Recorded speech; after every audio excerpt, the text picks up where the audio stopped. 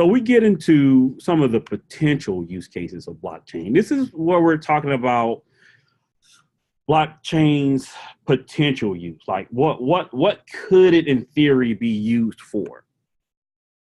One of the biggest use cases has been financial services.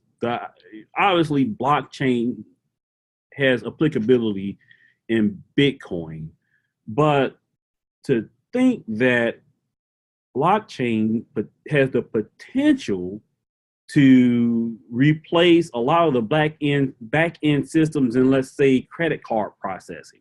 Point of sale, when I take my credit card, swipe it at a POC, point of sale device, and all the back end transaction takes place, all of that takes place on the blockchain.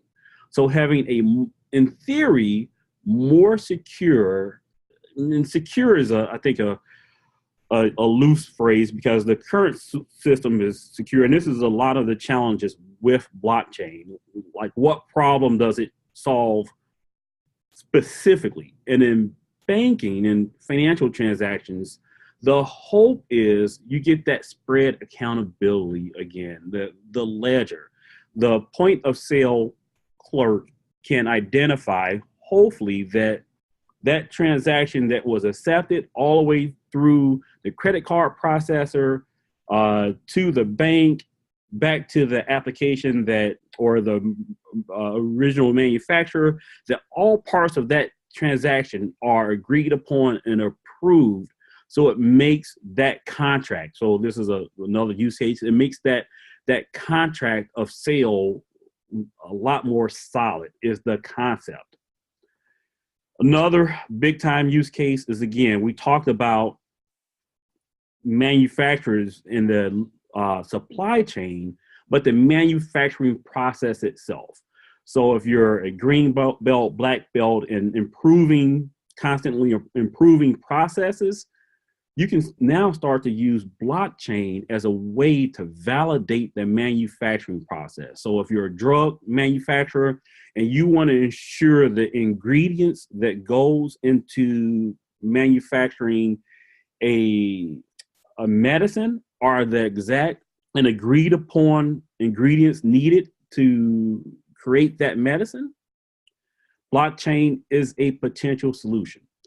So in general, we can beat the horse on this a lot and go through a lot more use cases. A lot of things that we hear about is the ability for smart contracts. If you want to engage the CTO advisor and I create a statement of work, statement of work is put on the blockchain, and now it's an immutable thing. Like, I can't go back and add an appendix and say that, you'll pay me regardless of whether or not I deliver the deliverables within that. Smart contracts. We can now have a immutable way of agreeing to terms of a contract.